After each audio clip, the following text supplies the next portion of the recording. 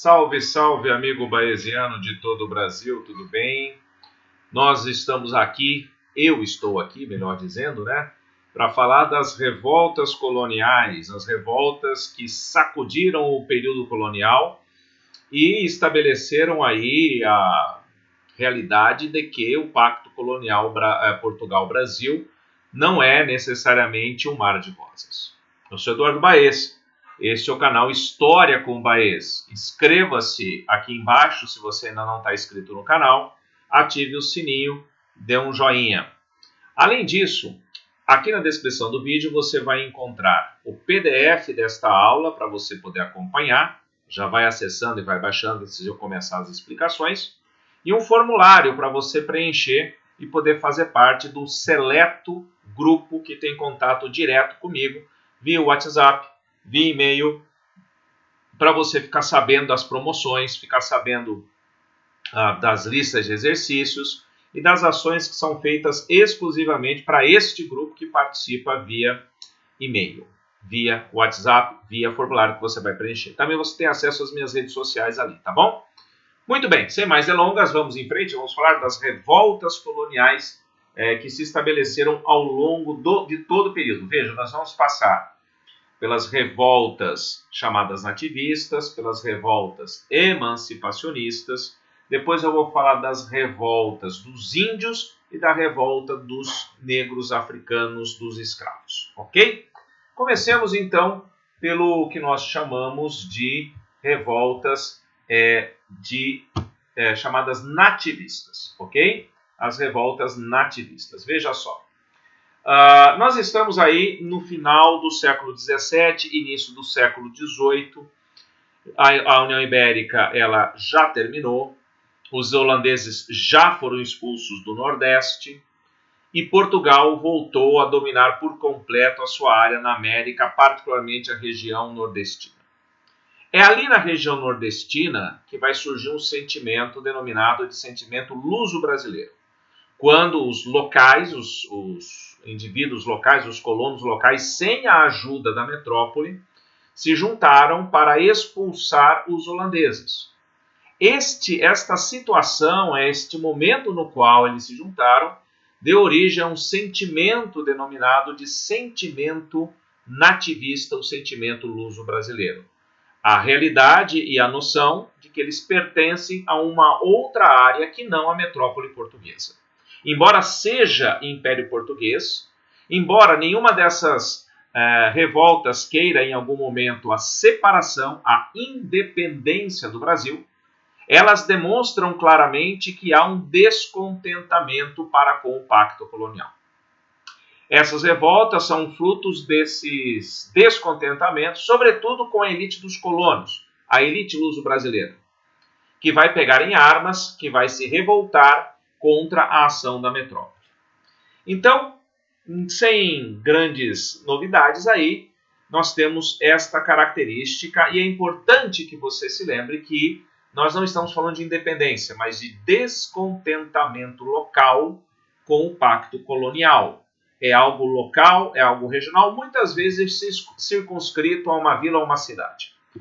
Tanto é que a primeira revolta que eu vou trazer para vocês vai acontecer na vila de São Paulo. Exatamente no momento imediato posterior ao fim da União Ibérica. No momento em que a coroa portuguesa restaurada decide enviar para a vila de São Paulo um governante que não era da região, que não era da vila. Vale lembrar que a vila de São Paulo é uma área isolada neste momento, que se desenvolveu, independente de União Ibérica ou não, em face à sua miséria, através de atividades que iam para o interior atrás de riquezas, o chamado bandeirismo, que vivia da escravização de índios. Pois bem, a coroa portuguesa decide então proibir a escravização e o comércio nativo com os espanhóis e nomear um governante de fora. Isto leva a uma forte reação dos vicentinos, porque eram da capitania de São Vicente, particularmente dos moradores da vila de São Paulo, que acabam se chocando, não apenas com a coroa, mas também com os jesuítas locais, que eram protetores dos nativos, como nós sabemos. vão aclamar um latifundiário local, Amador Bueno, como rei da cidade, mas ele se dá conta de que essa situação pode acarretar problemas sérios com a coroa. Posteriormente, ele bota ordem na casa, pacifica a vila e subordina a vila de São Paulo à metrópole novamente. Okay? Como você vê, uma revolta local sem caráter separatista. Aqui você tem o quadro do Oscar Pereira da Silva, que trabalha para nós a ideia do momento da aclamação de Amador Bueno. Note bem que o Amador Bueno é esse sujeito que está entre os jesuítas aqui, se protegendo, deixa eu voltar aqui um instante, se protegendo da ação dos revoltosos no primeiro momento. Isso aqui é o Amador Bueno, mosteiro de São Bento, hoje uma área histórica ali do centro de São Paulo, e a aclamação onde ele vai depois botar ordem na casa e garantir a ordem local. Vale lembrar que inicialmente os colonos locais expulsaram inclusive os jesuítas de São Paulo, no episódio chamado Botada dos Padres para Fora. Com esse nome só pode ser expulsão de gente. Tá? Outra ação que envolve colonos e jesuítas é a revolta de Beckman, no Maranhão, em 1684. Duas ações ali são interessantes. Primeiro, a reação dos latifundiários à presença dos jesuítas, que protegiam os índios da escravização, e eles, latifundiários, queriam escravizar os índios, sim, porque o escravo africano era muito caro. E, por outro lado, a ação da Companhia de Comércio do Maranhão, que monopolizava os preços. Então, a revolta de Beckman é uma revolta contra a presença dos jesuítas e a exploração colonial da Companhia de Comércio. As elites locais se descontentam e querem justamente retomar a escravização de índios e eliminar a Companhia de Comércio. Dois líderes, Manuel e Thomas Beckman. Resultado da revolta, ambos serão presos e enforcados, forte repressão da coroa portuguesa. Os jesuítas retornam e continuam no Maranhão, na proteção aos índios. A Companhia de Comércio vai diminuir a sua influência, mas ainda vai atuar no comércio da região. Saímos do Maranhão, vamos para Minas Gerais. Início da mineração. Guerra dos Emboabas. Emboabas era o nome tupi que se davam aos estrangeiros, aos forasteiros, todos aqueles que não eram paulistas. Então o sujeito via do Nordeste era Emboaba, via do Centro-Oeste era Emboaba, via de Portugal era Emboaba. E os paulistas que descobriram ouro na região entendiam que apenas eles deveriam explorar ouro, e não os emboabas. Há um choque entre esses dois grupos, os bandeirantes paulistas e emboabas, que vão vencer este choque, vão vencer esta guerra. E o destaque é o momento no qual nós temos o episódio do Capão da Traição, onde os bandeirantes serão massacrados pelos emboabas, marcando a sua derrota definitiva. A capitania de São Paulo é separada de Minas Gerais e os bandeirantes paulistas vão para Goiás e Mato Grosso, onde também irão descobrir ouro, deixando Minas Gerais para ser explorada pelos emboabas. Recife e Olinda, Olinda e Recife, Guerra dos Mascates, Pernambuco, 1710. Em Pernambuco, nós temos aí a ascensão econômica de Recife durante a dominação holandesa com o comércio e com o porto. A capital era Olinda, morada dos latifundiários. Com a saída dos holandeses, os comerciantes de Recife passaram a financiar parte dos latifundiários. Portanto, os comerciantes de Recife se tornaram credores dos latifundiários de Olinda. Os latifundiários de Olinda tratavam com certo desprezo os comerciantes do porto do Recife, chamando-os pejorativamente de mascates. Ok? Era uma forma pejorativa de se referir aos comerciantes. O fato é que o crescimento econômico e desenvolvimento de Recife fez com que Recife requeresse a sua autonomia em relação a Olinda e, consequentemente, se tornasse o principal centro econômico administrativo. Os latifundiários de Olinda e os comerciantes de Recife entram em confronto armado pela autonomia de Recife e pela cobrança da dívida que os credores recifenses tinham sobre os devedores olindenses. Recife confirma sua autonomia e se torna a capital de Pernambuco em 1714. Vamos para Minas Gerais novamente. Outro conflito da mineração, a revolta de Vila Rica ou de Filipe dos Santos. Você deve se lembrar das casas de fundição, que surgiram no intuito de controlar a produção aurífera nas Minas Gerais, evitando que ouro in natura saísse de Minas Gerais e fosse comercializado como contrabando fora da região. Para tanto, todo o ouro teria que ser levado à casa de fundição para ser derretido, transformado em barras e quintado, já recebendo o selo da coroa. Assim, desta forma, poderia ser comercializado fora de Minas Gerais. Felipe dos Santos, o minerador, não concorda, já pagava muito imposto, não concorda com a instalação das casas de fundição e reúne um grupo para evitar a instalação da casa de fundição em Ouro Preto. Violenta a repressão local, Felipe dos Santos vai ser enforcado e esquartejado na Praça Central de Ouro Preto, para servir de exemplo a quem desafiasse o governo português. Estas foram as principais revoltas do período em termos ativistas. Temos mais duas. A revolta do Rio de Janeiro, que só pode ter acontecido no Rio de Janeiro, e a revolta do Nosso Pai, em Pernambuco. Ambas revoltas contra os impostos coloniais. Deixamos as nativistas para trás, vamos falar das emancipacionistas. Se as nativistas marcam o final do 17, início do 18, as emancipacionistas marcam o final do 18, o início do 19. Aqui elas claramente são independentes. Claramente elas buscam a independência do Brasil de Portugal, influenciadas pela independência dos Estados Unidos, pela Revolução Francesa, pelo Iluminismo. Essas revoltas já têm um caráter mais nacionalista. A primeira e mais conhecida delas, a Inconfidência Mineira, que começou em 1789, ano da Revolução Francesa, mas não influenciada por ela, influenciada pela independência dos Estados Unidos, que já havia acontecido em 1776 e se consolidado em 1783 com a expulsão dos ingleses da América do Norte e em 87, 2 anos antes da Inconfidência Mineira, a promulgação da Constituição norte-americana, que serviu de base e de influência para os movimentos posteriores. Mas nesse contexto, Minas Gerais vive o esgotamento do ouro.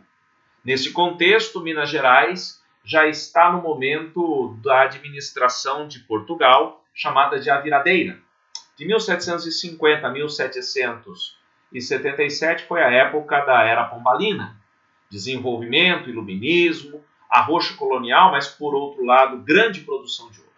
Em 1777 morre Dom José I, assume o poder Dona Maria I, conhecida como a Louca, que vai reverter todas as realizações da Era Pombalina e retomar a dependência britânica. Esta ação este período é chamado de A Viradeira. Vai de 1777 a 1792. Em 1792, uma junta de médicos em Portugal considera e atesta a incapacidade de Maria I de governar por ser louca, por ser demente, segundo eles, e a nomeação do seu filho como príncipe regente, o Dom João, que futuramente será o Dom João VI. A partir de 1792, Dom João VI assume o governo de Portugal. Só que nesse meio tempo, em 1789, ainda no governo de Dona Maria I, você tem a Inconfidência Mineira. A Inconfidência Mineira não passou de uma conjura, de uma conspiração. Não veio às vias de fato. É uma conspiração de intelectuais, desconectada com o povo, desconectada com os anseios efetivos da população local, mas um descontentamento das elites. Típico dessas elites distantes do povo, que acham que é apenas sair na rua gritando revolução, revolução, revolução, e todos os seguirão porque eles são elites. Não foi isso que aconteceu. Ficou no campo das ideias. Cecília Meirelles, em O Romanceiro da Inconfidência, escreve o seguinte: há luz de velas acesas, há portas fechadas e segredos, há uso de inconfidências. Entre sigilos e espionagem acontece a conspiração. Então veja, é todo um processo conspiratório apenas. Apenas não, né? Mas apenas, então somente não chega às vias de fato.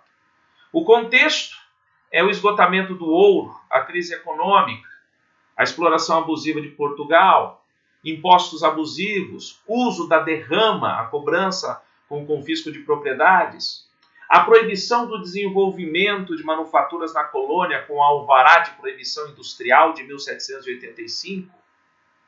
Com tudo isso, as ideias iluministas adentraram na colônia, a elite mandou seus filhos para Portugal para estudar em Coimbra, principal centro iluminista português. Retornam a Minas Gerais com as ideias revolucionárias.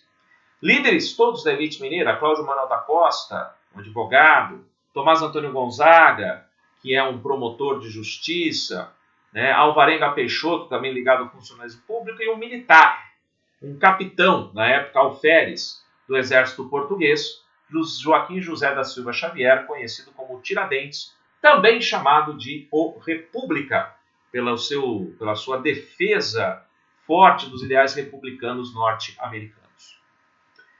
Esses líderes, esses conspiradores, imaginavam proclamar uma república a partir de Minas Gerais, em Minas Gerais e a partir de Minas Gerais, rompendo o pacto colonial, retomando a produção local de manufaturas, fundando na região uma universidade, e aqui está a famosa bandeira da Inconfidência, que se tornou a bandeira de Minas Gerais, liberdade ainda que tardia, libertas quaes sera tamen.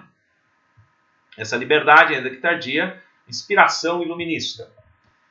O fato é que o governo português sabia que em Minas Gerais havia a possibilidade de uma conspiração dada o descontentamento da população. Inicia o governo português um programa de delação premiada.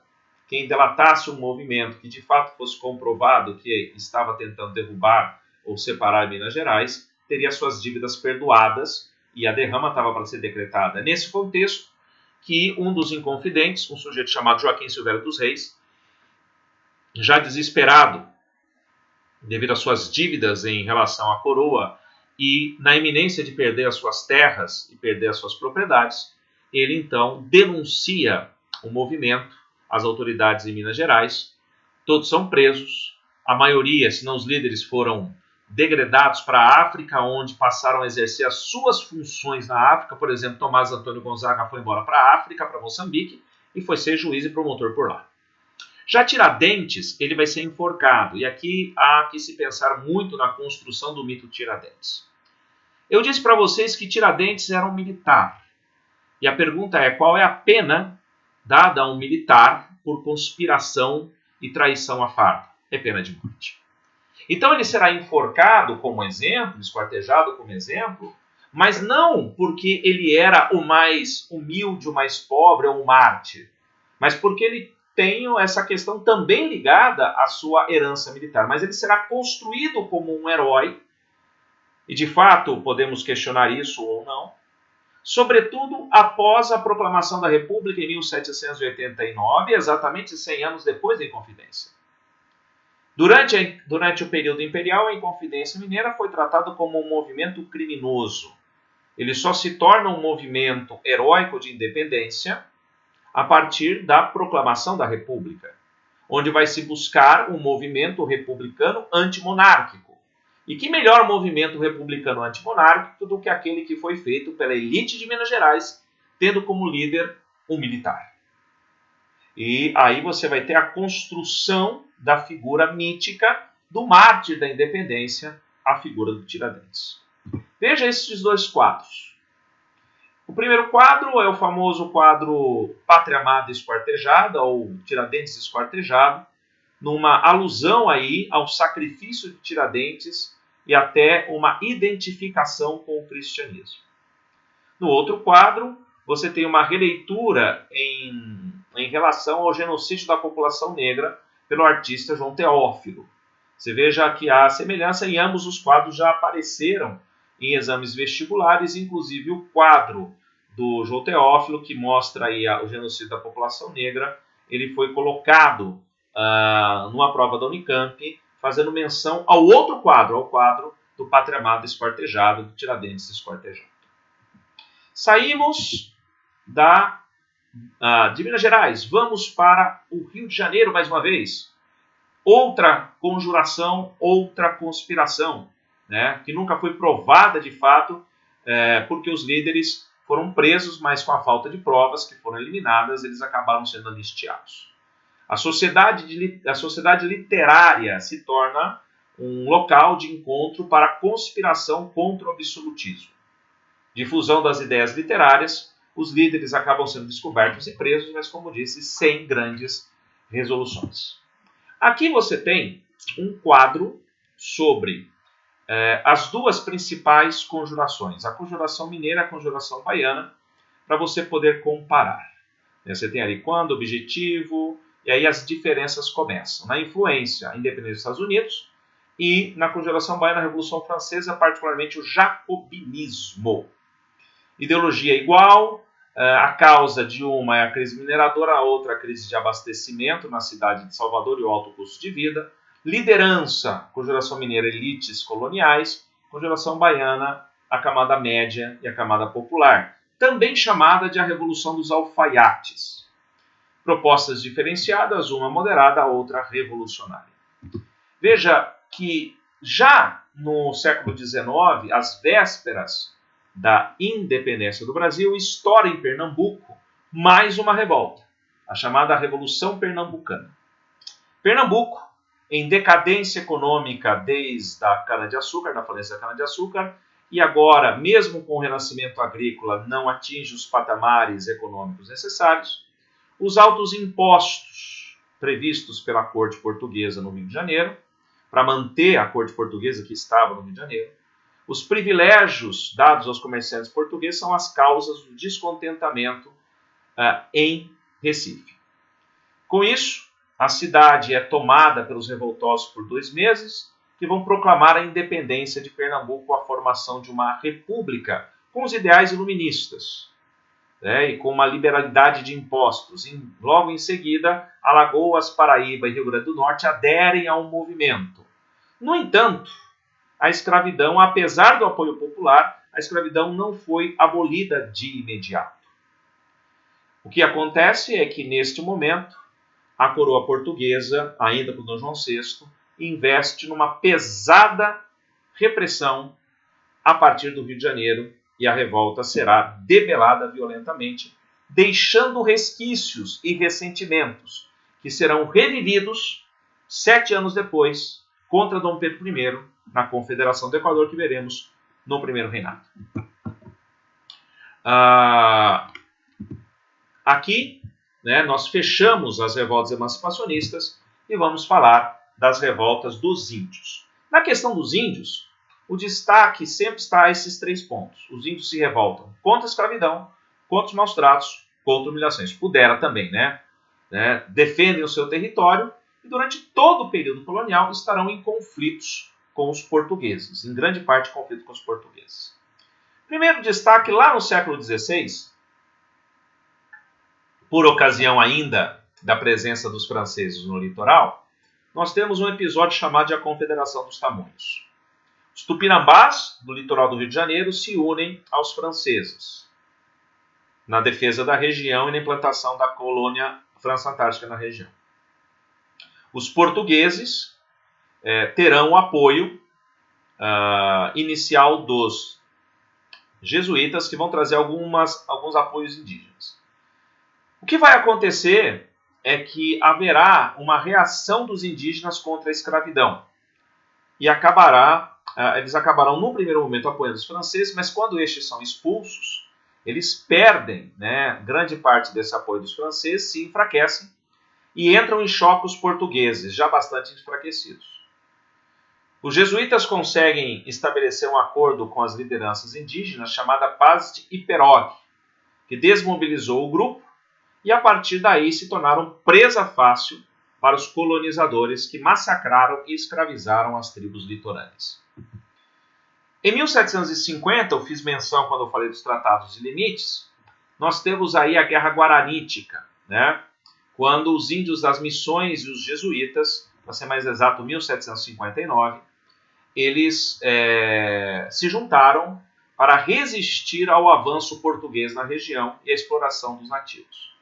Quando os 7 povos das missões ficaram sob controle de Portugal a partir do Tratado de Madrid, Portugal tentou desmobilizar essas missões, mandando os jesuítas de volta para Portugal e Espanha, que um grupo não aceitou, e se juntou aos índios na resistência aos portugueses. As missões foram destruídas e os índios foram massacrados. Genocídio na região. Aqui a imagem dos 7 povos das missões, a missão de São Miguel para você. E os escravos africanos? Os escravos africanos, mais uma vez, contra a escravidão, maus tratos e humilhações. Obviamente, você não aceita passivamente esta condição. Formas de resistências imediatas eram as fugas, suicídio, aborto, assassinato dos senhores e dos feitores, sabotagem das máquinas, queima de plantação, indolência. Mas, coletivamente, quando eles fugiam, faziam aldeamentos de escravos fugitivos no interior. Desses aldeamentos de escravos fugitivos no interior, nós vamos chamar de quilombos. O principal quilombo foi o quilombo de Palmares, localizado no interior de Alagoas, que durou de Alagoas e Pernambuco, né, entre Alagoas e Pernambuco, durou de 1629 a 1694.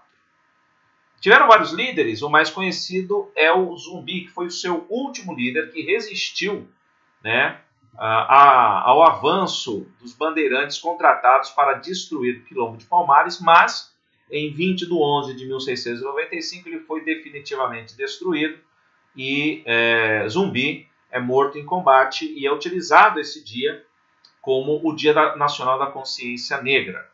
Aproximadamente 20 mil habitantes, vários subquilombos distribuídos, e não apenas negros se estabeleciam ali, mas também brancos, fugitivos, índios.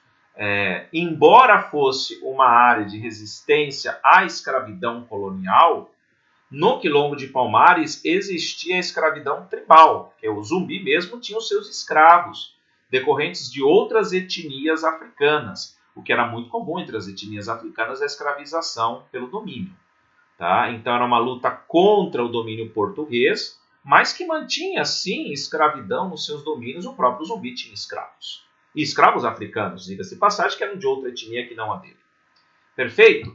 Muito bem, estas foram as revoltas do período colonial para você dar uma olhada. Eu sou Eduardo Baez, este é o canal História com Baez. Se inscreva, ative o sininho, compartilhe e baixe o material que está para você aqui, tá bom? Nós voltamos num próximo vídeo, numa próxima oportunidade. Um grande abraço e até lá.